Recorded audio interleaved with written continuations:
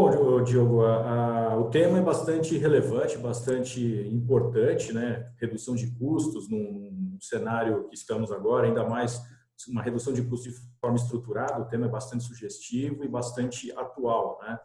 E aí nós aqui com a nossa exercendo o nosso papel de contadores, né? E acho que o Edson, nós já tratamos disso em outros webinars. Nós, no processo de preparação, por exemplo, de demonstrações financeiras, 2019, primeiro trimestre, 2020, etc., o que nós vimos foi uma expectativa muito grande de todos os stakeholders, dos nossos clientes, interessados em saber como que a administração lidava com as incertezas relacionadas à pandemia, aos impactos que a pandemia poderia trazer para os negócios, né? E aí, nesse contexto, evidentemente que num cenário como estamos hoje, ninguém tem a resposta certa, né? E cada empresa tomou um caminho diferente, muitas sempre focadas na proteção do caixa, mas cada uma tomando caminhos diferentes, né? Então, eu gostaria de iniciar a nossa conversa ouvindo aí a tua opinião sobre, e aí pensando sempre nesse contexto de incerteza causado pela pandemia, né? O que as empresas podem fazer nesse momento para lidar com a pandemia no momento que vivemos hoje e já projetando também algum cenário de futura retomada econômica, retomada de atividades, por favor? Valeu, Sandro. Sandro, olha só, essa é uma questão muito complexa, né? Porque a pandemia, ela de fato atingiu o mundo todo, incluindo o Brasil. Em cada tipo de setor, o impacto foi maior ou foi menor, né? Imagina que setores como de turismo sentiram muito mais, serviços, né? E alguns setores que são, digamos assim, atividades essenciais até cresceram no processo da pandemia.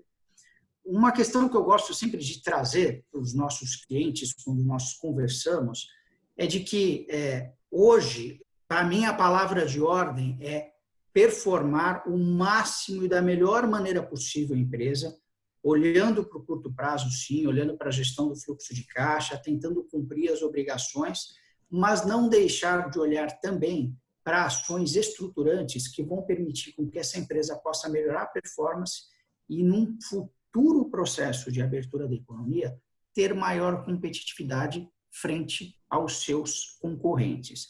A questão toda é que se você olha somente para o curto prazo e a incerteza acaba tirando opções, né, das empresas, elas começam a ficar mais assustadas, você eventualmente pode tomar decisões que não são 100% benéficas quando você olha para o médio e para o longo prazo. Vou dar um exemplo. Empresas que nós testemunhamos aqui que tinham até uma situação bem organizada, tentando entrar em processos de recuperação judicial por uma perda momentânea de receita de 90 dias. Né? Eu não sou contra o processo de recuperação judicial, mas o que eu estou dizendo é que se você vai tomar alguma ação de ordem financeira, operacional, estratégica ou judicial, você tem que entender qual que é o momento e a perspectiva que lhe apresenta no médio e no longo prazo. Senão, muitas vezes você toma decisões que vão repercutir os próximos anos do negócio.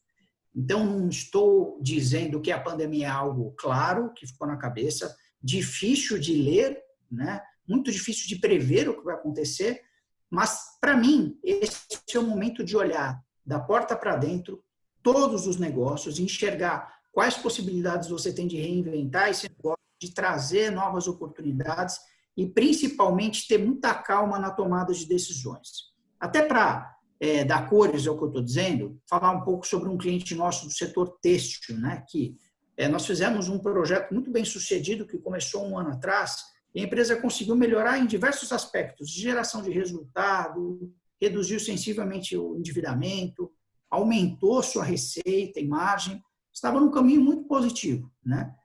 Só que nós, em paralelo, desenhamos um plano estratégico de desenvolvimento de novos produtos.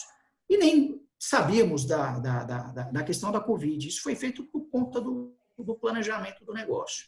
E daí, quando aconteceu o advento aí da pandemia, a empresa sentiu demais, né? Porque ela era muito focada em moda esportiva, que está diretamente associada a academias que estão fechadas, a shopping centers que vendem esse tipo de produto.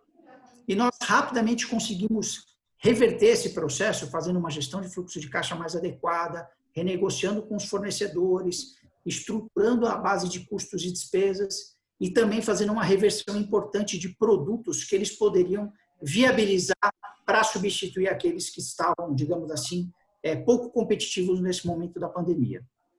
Até aí está tudo certo, né? O ponto qual é? A gente hoje está gastando muita energia para desenhar um plano no qual nós consigamos enxergar o que essa empresa será, o que ela precisará ser nos próximos 12 meses. Porque o mercado, pelo menos na minha humilde opinião, não vai voltar a ser o mesmo, né? Vamos sofrer modificações tremendas na maneira com que se faz negócios no Brasil e no mundo. Então, empresas que conseguirem colocar uma lupa no curto prazo e pensarem como atacar maneiras de preservar o seu resultado, mas que, em paralelo, consigam utilizar de ferramentas para melhorar a sua performance, inserção de mercado, desenvolvimento de novos produtos, elas, com certeza, vão aumentar em muito suas chances de terem sucesso e de conseguirem entregar bons resultados e passarem por esse momento de pandemia numa situação melhor e no cenário de reabertura mais adequadas, ou seja, com produtos mais adequados a esse novo cenário de reabertura, uma competitividade maior. Bacana, bacana. E olhando para tudo isso, Diogo, o que as empresas precisam ter ou desenvolver em nível de ferramentas de gestão? O que elas podem ter à mão ali para apoiá-las e fazer acontecer todo esse planejamento estratégico, né? Legal, Sandro. Vou tentar fazer uma dinâmica no qual eu falo um pouco dessas ferramentas e também procuro trazer exemplos para associar diretamente o benefício e por que nós entendemos que são ferramentas que ajudam. Todo negócio ele tem uma dinâmica de transformação constante, né? Ainda mais no momento que nós estamos vivendo hoje. Então, você precisa revisitar uma série de questões que poderiam fazer sentido há um ano atrás e hoje não fazem. Você conhece muito bem, através da IRCO, que tem diversos aspectos, por exemplo, tributário, né? O setor tributário muda a todo momento, né? As estruturas logísticas, de custos, de despesas, de tipo de produtos que você vende, como essa dinâmica ela está o tempo inteiro alterando, uma vez que você olha para um determinado negócio, vou dar um exemplo, uma fábrica de sorvetes, né? Há 5 anos atrás, fazia sentido você ter essa fábrica de sorvetes no Centro-Oeste. Hoje pode fazer mais sentido você ter na Bahia. Vai depender muito do quê? Aspectos logísticos, aspectos fiscais, de incentivo, de custo de estrutura de frete, de CPV, de produtividade. Uma ferramenta muito poderosa que nós sempre procuramos desenvolver nos nossos clientes é justamente tentar atualizar essa matriz. Então, pegar uma determinada empresa que tenha produtos ou serviços e reatualizar todos esses itens, levando em consideração não só o custo e a margem, mas o que agrega nisso do ponto de vista de diversos cenários de movimentação, tirando numa determinada fábrica, entregando em outra, abrindo ou fechando um centro de distribuição, desenvolvendo ou não desenvolvendo um novo produto. Quer dizer, você, de certa forma, consegue montar um mega de um simulador, né?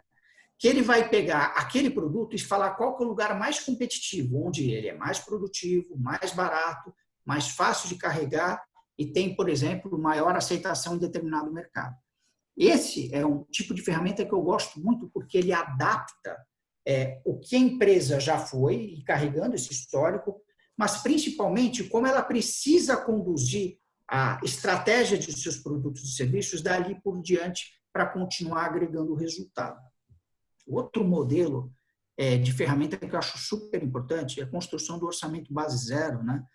E nós fazemos de uma maneira muito particular na GoProfit, tentando sempre organizar qual que é o core business daquela empresa, como ela de fato tem das suas estruturas de custo e despesa, as classificações importantes, o que é aquilo que faz sentido para ela está associado ao core, aquilo que era core, mas hoje já não é mais. Então, nós revisitamos uma série de estruturas num nível de detalhe muito grande para desenhar, não como se esse negócio fosse começar hoje, mas qual seria o desenho ideal para que esse negócio tivesse um nível de resultado mais racional de acordo com o risco de você ter uma empresa aqui no Brasil, o tamanho que ela deve ter. Então, isso é muito importante, porque você revisita, literalmente, linha a linha, centavo a centavo, não um plano que olha e fala assim, vamos cortar, né? Você não necessariamente faz cortes. Às vezes você pode ter, por exemplo, um cliente nosso do setor de alimentos, nós estávamos discutindo muito uma determinada matéria-prima que deixava o produto com um diferencial que o cliente achava muito interessante. Só que quando nós comparamos o posicionamento de preço desse produto, estava igual ao da concorrência. Então, o questionamento foi, ou você coloca um produto mais competitivo, como o seu concorrente faz, ou você, de fato, faz essa diferenciação e paga mais caro, mas tenta colocar um preço no qual faça sentido e gere uma margem que vai agregar mais valor para você. Então, quando você fala da construção do orçamento base zero, não necessariamente você tem só a referência de reduções, reduções e reduções. Você precisa ter um plano orçamentário no qual possa cumprir, muitas vezes, o crescimento do negócio. O importante só não é algumas empresas, por exemplo, cometerem o erro de crescer muito o tamanho do negócio, mas não necessariamente o tamanho do resultado, né? Então, nós temos auxiliado muito os nossos clientes a conscientizar de que quanto maior é o crescimento e a responsabilidade que isso carrega, mais intenso tem que ser o trabalho de ferramentas, por exemplo, como a implementação do orçamento base zero, para garantir esse aumento do tamanho do negócio de resultado, né? Falando uma terceira ferramenta, a matriz de preços, né? Outra dinâmica que muda todo o tempo, né? Nós procuramos pegar, por exemplo, indústria química, acontece muito. Indústria química tem, às vezes, milhares de produtos, né? Então, nós pegamos preços praticados, né, desses produtos e começa a comparar sempre o mesmo produto, né? Ele está vendendo naquela região, num canal muito parecido, para um cliente a R$10 e para outro a 5. O ponto aí qual é? Se você muda a tua tabela e fala, vou aumentar ela em 10%, você pressiona excessivamente o de R$10, que não precisa, onde você poderia estar direcionando uma estratégia para tentar, talvez, estimular o volume e não o preço, e aquele de R$5 você não consegue dar o reajuste adequado para conseguir reagregar a margem. Então, nesse tipo de detalhamento, quando você abre isso e estrutura com a área comercial da empresa, você vai negociar 20% da tabela. E os outros 80% você procura estimular com seus clientes maneiras de aumentar o volume. Então, é uma ferramenta estatística muito forte que pega aquilo que você já fez e já praticou e transforma numa estratégia de preço e de comercialização mais competitiva, que dá mais ferramenta para a ponta comercial não se desgastar com o cliente, tentando aumentar o preço de tudo, mas simplesmente tentando organizar só aqueles que incomodam muito a agregação de resultado. E também tem funcionado de uma maneira bastante interessante, né? Então, para ficar por aqui, a gente passaria a tarde, né, para falar todas essas metodologias que nós temos agregado nos nossos clientes em termos de resultado. Até aproveitando para falar um pouco da GoProfit, a GoProfit ela tem por natureza agregar EBITDA, né? Ou seja, quando eu aumento o resultado operacional do meu cliente, ele consegue expandir, consegue ter oportunidade de reinvestir esses ganhos na sua operação e crescer e se perpetuar. Então, tudo que nós fazemos, nós tentamos esquecer um pouquinho aquela ação específica do curto prazo, aquele corte excessivo que às vezes não fica de pé, aquele aumento artificializado que também gera um voo de galinha, né? Tudo que nós fazemos é muito calcado em estudos técnicos que possam ter começo, meio e fim, e uma agregação de resultado que se perpetue dentro do cliente, né? E daí, obviamente, com essa situação da pandemia, as empresas podem, de certa forma, ficar um pouco mais preocupadas, né? Se dá para tomar ações tão complexas quanto essas, enquanto o negócio, digamos assim, está piorando a performance. Aí o que eu digo é o seguinte, você precisa ter 2 times. Um time que vai fazer a gestão daquela crise momentânea, que vai segurar aquela onda para a empresa passar por esse momento da pandemia, e tem que ter um outro que pense no futuro com ações altamente estruturantes para poder fazer dessa empresa uma empresa mais competitiva. Legal. E, Diogo, explorando um pouquinho mais esse tema das ferramentas, né? Nosso grande público hoje aqui, o pessoal que está aí nos assistindo, nos ouvindo, etc., normalmente, ou em sua maioria, são executivos de pequenas e médias empresas. né? Quando a gente começa a falar em plano estratégico, ações e tudo mais, isso parece um pouco pouco palpável para uma estrutura menor de negócio. Essas ferramentas, elas podem também ser desenvolvidas para as pequenas e médias empresas? E qual que é a aderência desse trabalho nesse tipo de empresa, por favor? Ótima pergunta. Sandro, é assim, eu acho que podem como devem. Por quê? Eu sempre faço uma brincadeira com os meus clientes que o mesmo trabalho que você tem de melhorar a performance de uma padaria é o que você faria na Petrobras. Qual que é a analogia que eu estou dizendo, né? Não levando isso ao pé da letra. Quando você tem um determinado tipo de negócio, independentemente do tamanho dele, né? Se você consegue tirar o máximo de potencial da performance que aquele negócio permite, maior é a sua chance de manter ele por muitos anos, de conseguir rentabilizá-lo por muitos anos. E daí, isso não está diretamente associado ao tamanho dele ou à complexidade.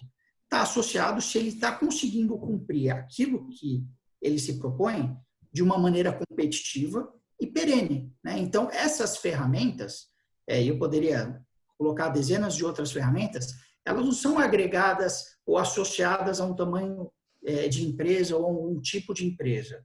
Tem questões que nós fazemos que são extremamente simples para poder colocar resultado na mesa e outras que são mais complexas. Eu posso colocar aqui para você exemplo de... nós atendemos um cliente nosso, que esse é um caso que a gente pode falar porque ele é público, que é a Associação dos Juízes aqui do Estado de São Paulo, que é a APAMAGES, né? Esse é um projeto que normalmente nós não atenderíamos, mas foi um pedido de um cliente nosso. E nós fomos falar lá com o Jaime de Oliveira e tal. A APAMAGES é uma empresa, é uma associação que faturava 10 milhões por ano, né?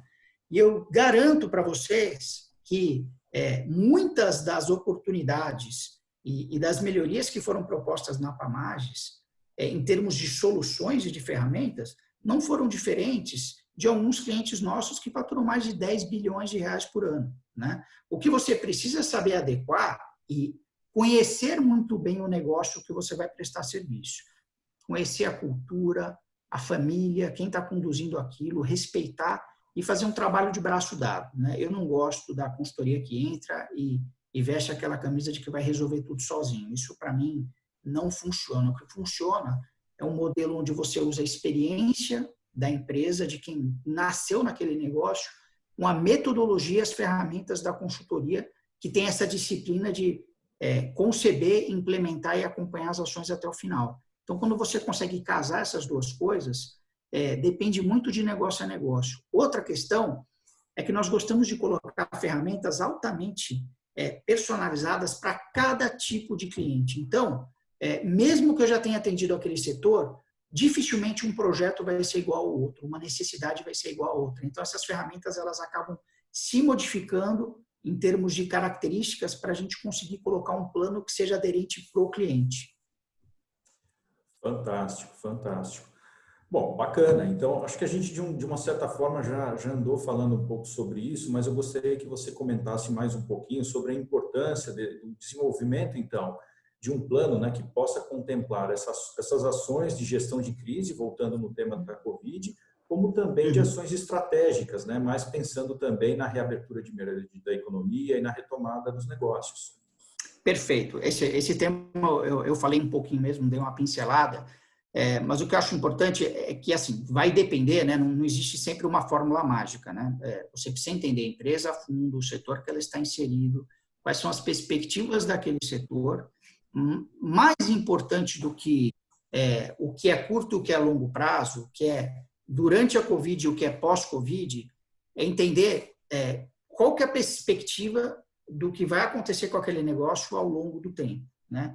E que tipo de impactos podem ser suficientemente positivos ou não positivos para você tomar uma determinada ação. Ação essa que pode preservar o negócio, ação essa que pode aumentar e agregar valor a ele.